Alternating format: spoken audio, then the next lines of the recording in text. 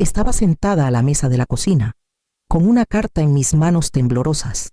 El aviso oficial del banco me apretó el pecho. Los ahorros que había guardado con tanto esfuerzo para mi tratamiento médico, dinero que reuní durante años para lidiar con mi enfermedad crónica, habían sido desviados, y no a una cuenta de emergencia o a un proveedor médico. El dinero había ido directo a las manos de Alejandra, la esposa de mi hijo Javier. Sentí un nudo en la garganta y un vacío doloroso en el estómago. Al principio no lo podía creer. Revisé los números, los detalles de la cuenta, cada firma, todo era real. Mi fondo para el tratamiento, la seguridad en la que había confiado durante décadas, se había esfumado sin mi consentimiento. Pensé en mis citas médicas próximas, en las medicinas que apenas podía pagar, en las pruebas que había pospuesto para estirar el dinero. Ese dinero era para mantenerme viva, para seguir siendo independiente. Y, aún así, se había desvanecido para financiar las ambiciones profesionales de mi nuera. Con manos temblorosas, marqué el número de Javier. Cuando contestó, su tono era alegre, casi despreocupado, como si nada pasara. «Mamá, ¿qué tal? ¿Qué pasa?» Escuché a Alejandra de fondo, riendo por algo sin importancia. Tragué saliva con fuerza. «Javier, el banco, mi fondo para el tratamiento, se fue. Lo transfirieron a la cuenta de Alejandra». ¿Por qué hubo una pausa, un leve murmullo, y luego su voz, cuidadosamente medida? «Mamá, ¿sabes lo importante que es esto para Alejandra? Su ascenso, la mudanza, todo requería un empujón extra. Pensamos que lo entenderías». Entender, quise gritar. Entender que mi vida, mi salud, mi bienestar, habían sido puestos en segundo plano por un ascenso que no tenía nada que ver conmigo. Sentí mis manos apretarse en puños, los nudillos blancos. Había pasado 60 años dando, cuidando, sacrificándome, criando a un hijo que ahora parecía creer que mi bienestar era negociable, que dependía de los deseos de otra persona. La traición me envolvió como una niebla fría y sofocante. Quise llorar, zarandearlo, exigir justicia, pero mi voz se quebró. Solo pude quedarme ahí, atónita, con el corazón latiendo entre la incredulidad y el dolor. La realidad me golpeó de lleno. Las personas en las que más confiaba habían puesto a alguien más por encima de mí. Y en ese momento no tenía nadie a quien recurrir. Colgué el teléfono y miré el mostrador, tratando de calmar mi respiración. Sabía que algo tenía que cambiar. No podía permitir que esto volviera a pasar. Y, aún así, debía decidir cómo. Esa noche, empecé a considerar mis opciones, pensando en cada posibilidad, cada aliado que tenía, cada paso que podía dar para recuperar lo que era mío por derecho. El primer destello de determinación fue débil, pero inconfundible. Una chispa que me guiaría hacia la decisión que podría cambiar mi vida para siempre. Recordé los largos años en los que mi cuerpo parecía estar en mi contra. La enfermedad crónica había sido parte de mi vida durante décadas, al principio sutil, luego cada vez más intensa. Había mañanas en las que despertaba mareada, con los músculos rígidos y poco cooperadores, y dependía de la rutina que había construido, medicamentos tomados a horas exactas, citas médicas cuidadosamente programadas y una dieta que apoyaba mi frágil salud. Pero con el tiempo, incluso esas pequeñas rutinas se convirtieron en una fuente de estrés. Javier, que en su juventud era atento, poco a poco dejó de preocuparse. Olvidaba mis citas, llegaba tarde cuando necesitaba que me llevara, y a veces me quedaba en la sala de espera, esperando en silencio a que apareciera Alejandra, con su carrera agitada y sus planes ambiciosos. Rara vez reconocía el peso que cargaba. Las llamadas quedaban sin respuesta. Mis recordatorios eran ignorados. Y el plan cuidadoso que había armado para mantener mi independencia comenzó a desmoronarse. No eran solo las cosas grandes. Incluso las pequeñas desigualdades me carcomían cuando compraban comida. Las preferencias de Alejandra parecían dominar, mientras que mis restricciones dietéticas eran pasadas por alto, Si había una decisión financiera, siempre eran sus necesidades las que tenían prioridad. Aprendí a tragarme el orgullo, a reorganizar mi vida alrededor de la suya, incluso cuando mi salud sufría en silencio. Esas experiencias erosionaron mi confianza. Poco a poco, empecé a cuestionarme, preguntándome si mis necesidades eran irracionales, si pedía demasiado al querer que me cuidaran en mi momento de vulnerabilidad. El favoritismo a veces era sutil, un gasto priorizado aquí, una receta retrasada allá, pero acumulativo. Suficiente para hacerme sentir invisible en mi propia casa. Entonces entendí que no era solo descuido. Era un patrón que se había permitido continuar durante años, y ya no podía ignorarlo. Necesitaba encontrar apoyo en otro lado. Alguien que me viera como más que un personaje secundario en sus vidas.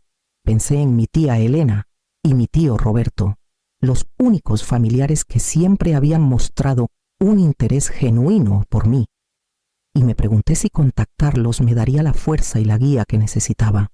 Ese pensamiento me llevó a considerar el primer paso para recuperar el control de mi vida y hacia la decisión que lo cambiaría todo. El patrón de favoritismo se volvió imposible de ignorar. Cada festividad, cada cumpleaños, cada pequeño logro de Alejandra parecía eclipsar mis propias necesidades. Regalos, viajes y celebraciones llegaban para ella sin dudar, mientras yo me las arreglaba sola. Cuando Javier recibió un bono en el trabajo, una parte se destinó de inmediato a financiar el desarrollo profesional de Alejandra, mientras que mis citas médicas y recetas se posponían como si fueran opcionales. Incluso los días comunes resaltaban la diferencia. Las comidas se preparaban pensando en los gustos de Alejandra, y yo tenía que conformarme con lo que sobraba o depender de comida para llevar que apenas podía pagar. Ropa, compras para la casa, incluso pequeñas comodidades.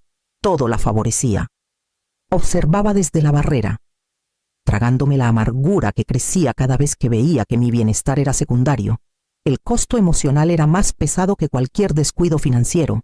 Intenté hablar, eligiendo mis palabras con cuidado, tratando de explicar que mi tratamiento y cuidado también importaban, pero mi voz era desestimada o ignorada. Javier, atrapado entre la lealtad a su esposa y el deber hacia mí, a menudo elegía el camino más fácil: complacer a Alejandra y minimizar mis preocupaciones. Cada vez que pedía un pequeño ajuste o apoyo, la respuesta era una evasión educada pero firme, dejándome frustrada y aislada. En esos momentos de silencio, sentada sola a la mesa con la evidencia de otra necesidad ignorada frente a mí, entendí lo profundamente que había sido relegada. El favoritismo era deliberado, constante y sin cuestionar, y había erosionado no solo mi confianza, sino mi sentido de valor. Ya no podía fingir que era un descuido o un malentendido. Reconocer la injusticia fue doloroso, pero también despertó una determinación silenciosa en mí. Empecé a ver que, si quería preservar mi salud y dignidad, necesitaría encontrar aliados y apoyo fuera de la casa, alguien que me tratara con el respeto y cuidado que merecía. Pensé en mi tía Elena y mi tío Roberto, que siempre habían estado dispuestos a escuchar y ofrecer guía, y supe que contactarlos sería el primer paso para recuperar el control. Decidí contactar a mi tía Elena y mi tío Roberto en Guadalajara, esperando que pudieran ofrecerme la guía y el apoyo que tanto necesitaba. Su respuesta fue inmediata, cálida y firme. En pocos días, me encontré manejando por las calles familiares, con la expectativa de verlos avivando una esperanza cautelosa en mi pecho. Al llegar, la calidez de su hogar era palpable. Escucharon sin juzgar mientras explicaba la situación con Javier y Alejandra, reconociendo la frustración y el dolor que había cargado durante años. Elena me recordó que mi salud y dignidad no eran negociables, mientras que Roberto ofreció consejos prácticos para manejar mis finanzas y proteger mis fondos médicos. Su apoyo fue como un salvavidas, estabilizándome mientras empezaba a considerar opciones que había evadido por mucho tiempo. En las semanas siguientes, comencé a dar pequeños pasos hacia la independencia. Programé mis propias citas, confirmé recetas y empecé a manejar las finanzas diarias sin depender de Javier. Por primera vez en años, sentí un control, aunque tentativo, sobre mi vida.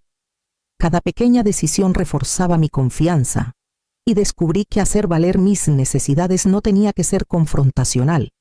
Podía ser simplemente un acto de respeto propio. Incluso las rutinas simples se volvieron empoderadoras.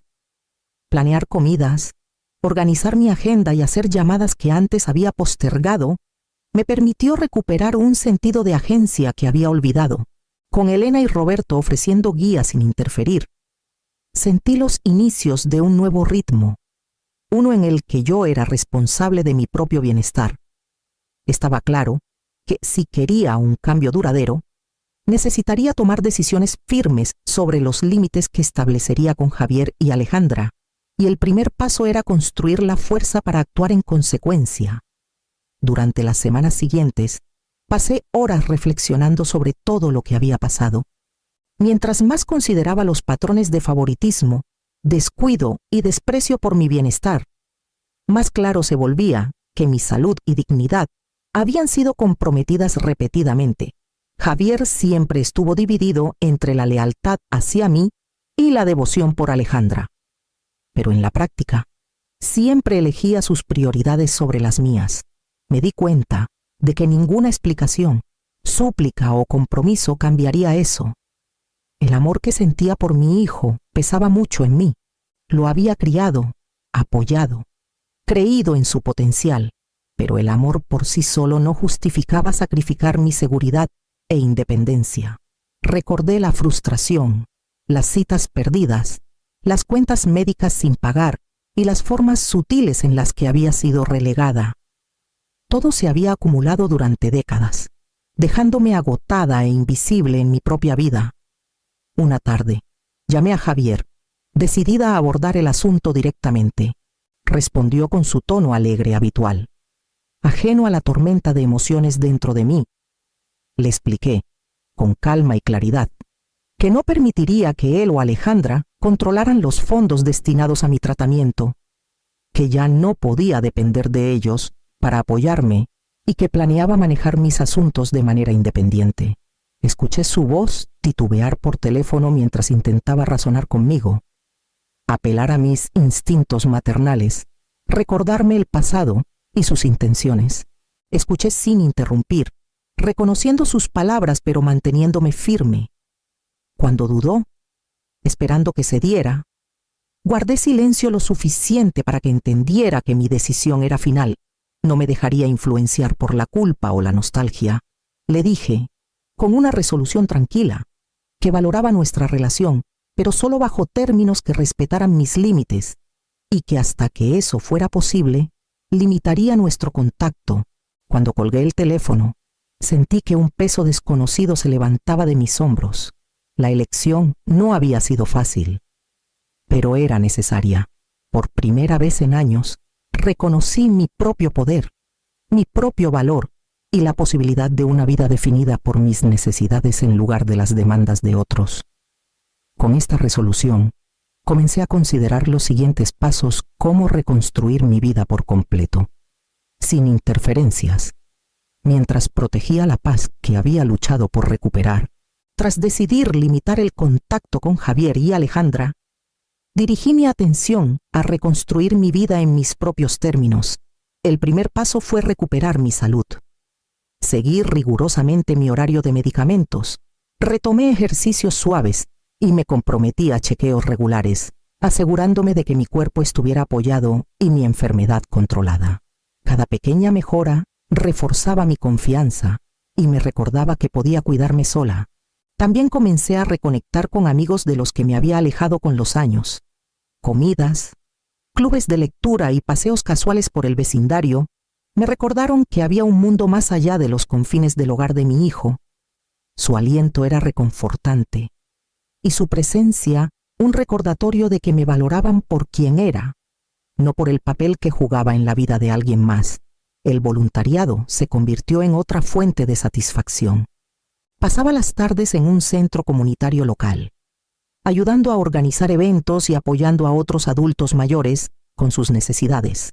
El trabajo era gratificante y me dio un propósito más allá de las preocupaciones diarias por mi salud y finanzas.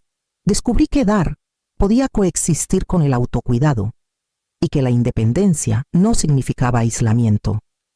Manejar las finanzas seguía siendo un desafío.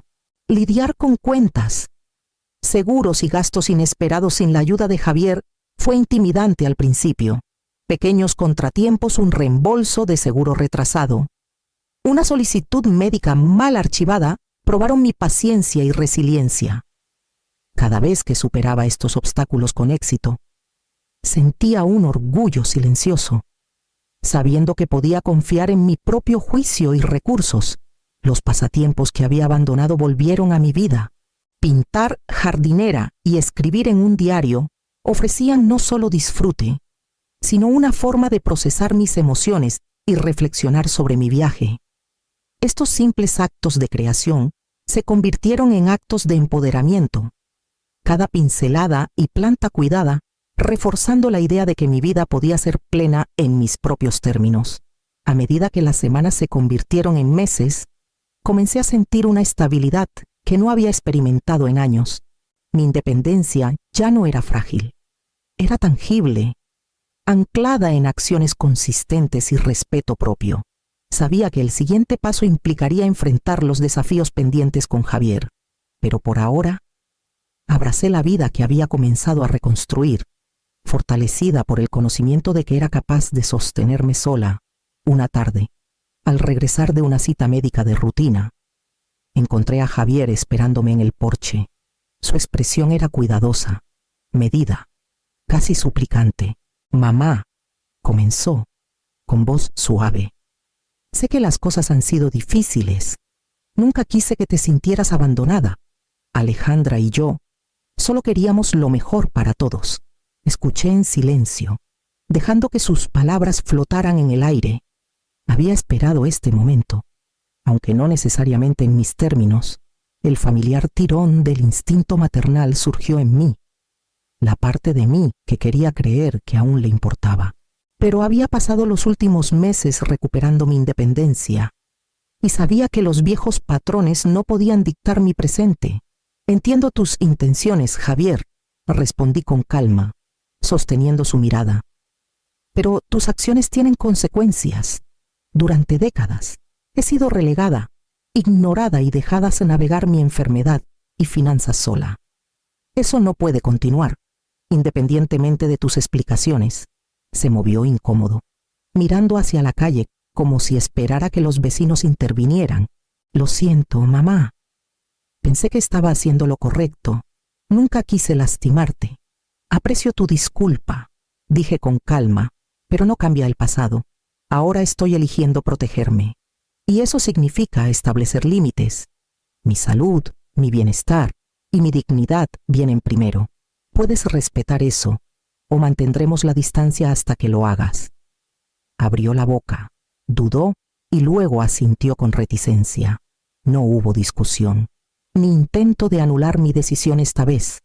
Pude ver el conflicto en sus ojos, culpa mezclada con frustración, pero permanecí impasible. Un vecino del otro lado de la calle miró por las cortinas, con curiosidad en su rostro.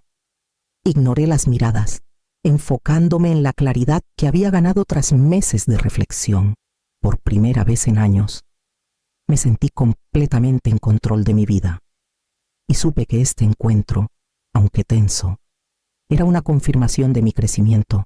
Las semanas siguientes traerían nuevos desafíos, pero me sentía lista para enfrentarlos, sabiendo que tenía la fuerza para mantenerme firme. Habían pasado 10 años desde que establecí firmemente mis límites con Javier y Alejandra. En ese tiempo, había construido una vida definida por mis propias decisiones, mi salud y mi bienestar. Me había adaptado a un ritmo que ofrecía estabilidad, independencia y un sentido de propósito que nunca había experimentado bajo su influencia. Una mañana, mientras tomaba mi café y revisaba el correo, un aviso de las autoridades locales llamó mi atención. Mencionaba a Alejandra Vargas y un asunto legal que requería atención inmediata. con involucramiento policial. Mi corazón dio un vuelco mientras el peso de los años y la tensión no resuelta se hacía presente. El nombre que había evadido por tanto tiempo, la persona que indirectamente había causado tanta frustración y descuido, volvía a mi vida de una manera que no podía ignorar. Respiré hondo y comencé a prepararme. Revisé mis registros, asegurándome de que todos los documentos relacionados con mis finanzas, historial médico y comunicaciones pasadas con Javier y Alejandra estuvieran organizados y accesibles. Consulté a un abogado de confianza para confirmar que mis decisiones a lo largo de los años eran legalmente sólidas y que podía afirmar mi independencia sin temor a repercusiones. La anticipación era casi tangible. Repasé mentalmente los pasos que había ensayado, imaginando la interacción, cómo mantendría la compostura y cómo respondería si surgían preguntas o acusaciones. Mi determinación, endurecida por una década de autosuficiencia, me permitió abordar la situación con claridad en lugar de pánico. Cuando la policía llegó a mi puerta, estaba lista. Los años de preparación, reflexión y crecimiento personal me habían fortalecido, y sabía que podía enfrentar esta confrontación sin comprometer la independencia que tanto había luchado por asegurar.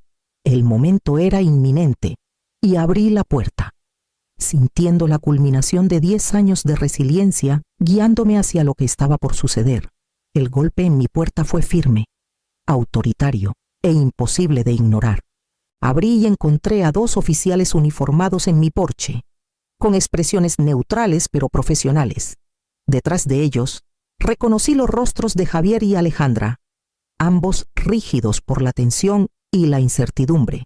Respiré hondo, estabilizando mi voz. Entiendo por qué están aquí, comencé, y estoy preparada para proporcionar cualquier información que necesiten. Todas las acciones que he tomado en los últimos 10 años están documentadas y son legalmente sólidas.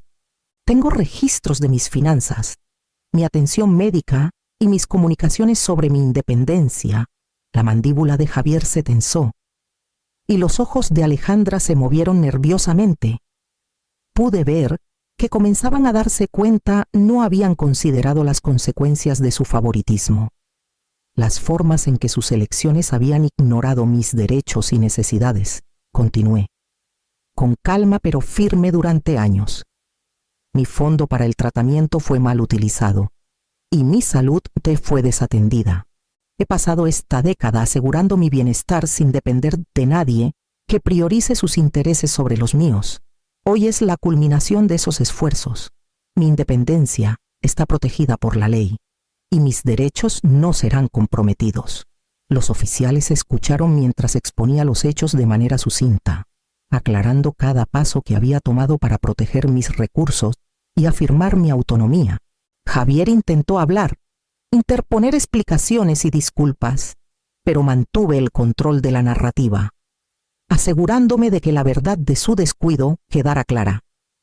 A medida que avanzaba la conversación, los oficiales reconocieron el patrón de favoritismo y mala conducta financiera.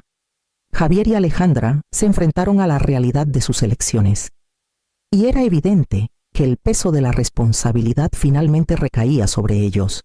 Sentí una tranquila sensación de vindicación, una validación de años de planificación cuidadosa, resiliencia y valentía.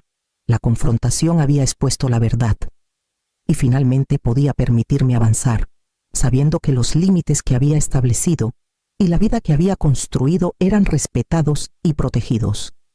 La resolución abrió el camino para la reflexión final sobre lo que estos 10 años me habían enseñado y cómo llevaría esta fuerza hacia el futuro. Sentada en mi cocina iluminada por el sol, reflexioné sobre la última década y el viaje que me había traído hasta aquí. Mi salud estaba estable, mis necesidades médicas completamente manejadas y mi independencia firmemente establecida. Los años de planificación cuidadosa, decisiones difíciles y defensa persistente de mí misma habían culminado en una vida que controlaba por completo. Javier y Alejandra permanecían en mi vida solo de manera periférica. Su contacto limitado y cuidadosamente definido por los límites que había impuesto, la tensión del pasado se había disipado, reemplazada por una paz que nunca Bian había conocido mientras dependía de su buena voluntad. Los amigos y familiares que me habían apoyado a lo largo de los años seguían siendo constantes, brindando calidez, compañía y seguridad. Pensé en las lecciones que había aprendido, que el respeto propio nunca debe ser comprometido, que los límites son esenciales para preservar la dignidad y que el amor por sí solo no siempre es suficiente para mantener una relación. Protegerse no es egoísta, es necesario. La justicia que había buscado la validación de mis elecciones y el reconocimiento de mi autonomía finalmente estaba asegurada.